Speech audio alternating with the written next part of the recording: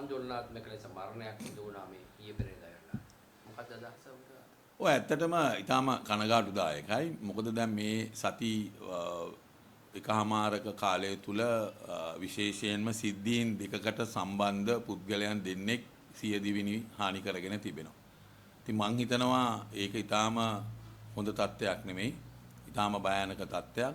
මොකද විශේෂයෙන්ම මුදල් අමාත්‍යාංශයේ ඩොලර් මිලියන 2.5ක් වැරදි ගිණුමකට යැවීමට ඒ ආණ්ඩුව තමයි කියන්නේ දැන් ඒ වැරදි ගිණුමකට යවුවේ කියලා තමයි මෙතුමන්ලව වැඩතහනම් කරේ කියලා තමයි ආණ්ඩුව කිව්වේ.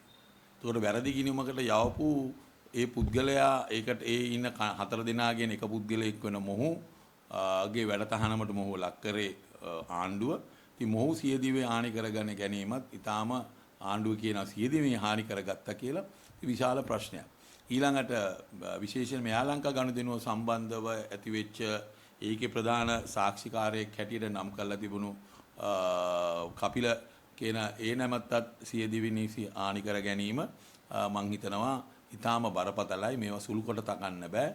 ඉතින් අපිට හිතා ගන්න බෑ මෙවැනි පුද්ගලයෝ ඒ කියන්නේ මේ රටේ මහජන මුදල් අවභාවිතා කිරීම සම්බන්ධව ඒ චෝදනාවල් වලට ලක් වෙලා ඒගොල්ලන්ට සාක්ෂිකරුවන් හැටියට පත් වෙන්න ඉන්න උදවිය පත් වෙන්න හිටපු උදවිය මේ විදියට Tamanගේ ජීවිතේ නැති කරගන්නවයි කියන එක මන් දන්නේ නැහැ මේ ආණ්ඩුව කොයිතරම් මේ කරුණු කාරණා ගැන බරපතල විදියට ආණ්ඩුව දකින්නවාද කියලා. මොකද මේ අය ආරක්ෂා කරගන්න බැරි නම් ඉතින් මේ නඩු එකක්වත් ඉස්සරහට යන්නේ නැහැ.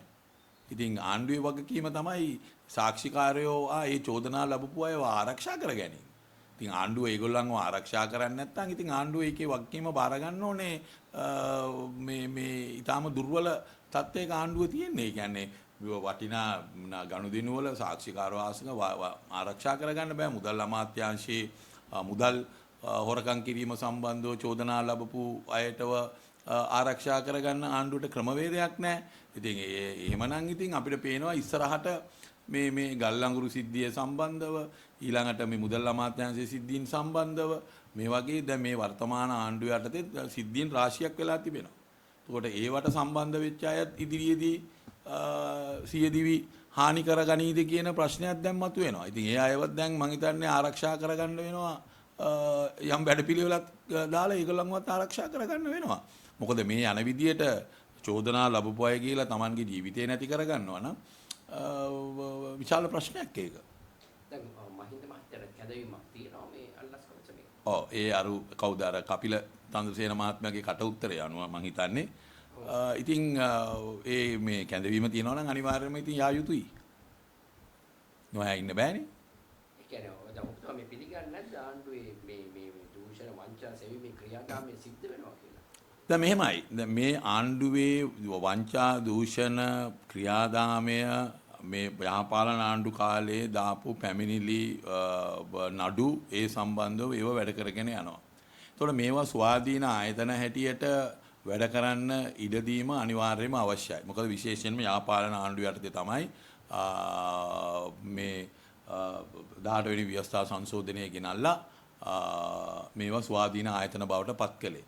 එතකොට ඒ පත් කිරීම උඩ තමයි අද අල්ලසා දූෂණ කොමිසමටත් ඒ වරම ඒ නෛතික අයිතිය ලැබිලා තිබෙනවා. නමුත් අපි ආණ්ඩුවෙන් ඉල්ලන්නේ මේවට දේශපාලන මැදිහත් වීම කරන්න එපා. මේවට දේශපාලන ප්‍රකාශ කරන්න එපා. විශේෂයෙන්ම දැන් ආණ්ඩුවේ ඉන්න මැති ඇමතිවරුන් සම්බන්ධව දාපු පැමිණිලි රාශියක් තිබෙනවා. නමුත් ඒවා වල විමර්ශනයන් වෙන්නේ නැහැ.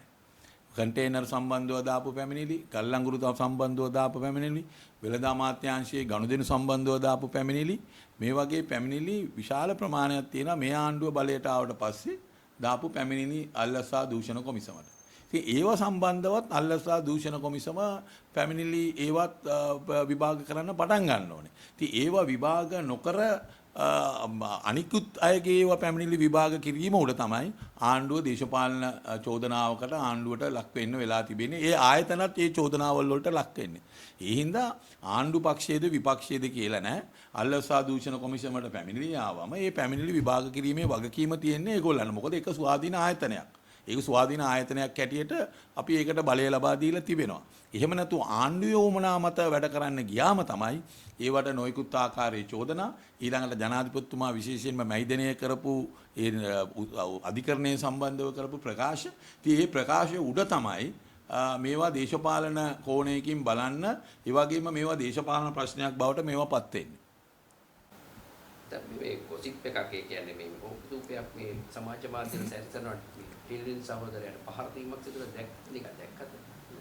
මම දැක්කා මේ සිල්වින් සහෝදරයාට එහෙම නැත්නම් ඒගොල්ලන්ගේ පක්ෂ මහලේකම්තුමාගේ මොකද්ද පැලවත්ති සාකච්ඡාවකදී ප්‍රශ්නයක් ඇති වුණායි කියලා මේ මුහුණු පොත්වල යනවා. මම දන්නේ නැහැ ඒකේ ඇත්ත නැත්ත.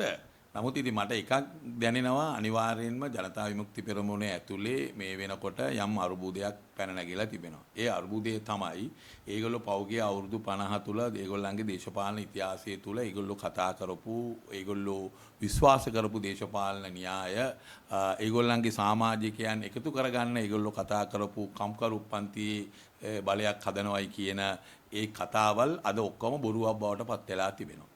එතකොට ඒගොල්ලෝ එදා ඒ කතා කරපු මාක්ස්වාදය ඒ වගේම සමාජවාදය කම්කරුපන්ති බලයක් හදනවයි කියන ඒවා අද විහිළුවක් වෙලා තියෙනවා. අද ඒගොල්ලෝ ආත්පසින්ම සම්පූර්ණයෙන්ම ඒවා අතහැරලා දාලා ලෝක බැංකුවයි ජාත්‍යන්තර මූල්‍ය අරමුදලයි ඒවත් එක්ක එකතු වෙලා ඒ න්‍යාය උඩ ඒගොල්ලෝ කියන වැඩසටහන් උඩ අද යන පක්ෂයක් බවට පත් වෙලා තිබෙනවා.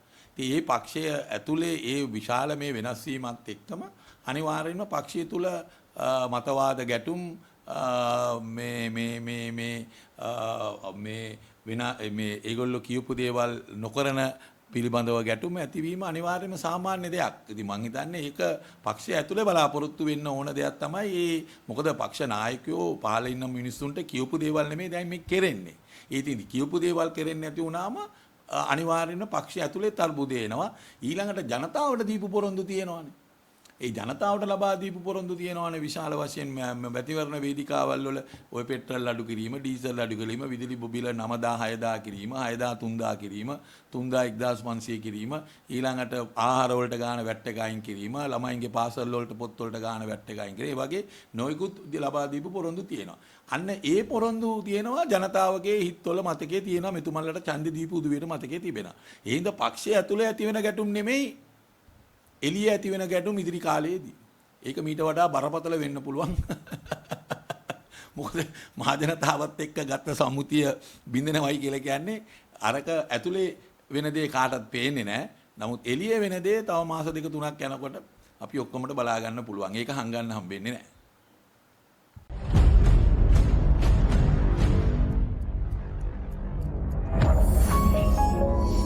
You're watching the Life Traveler channel.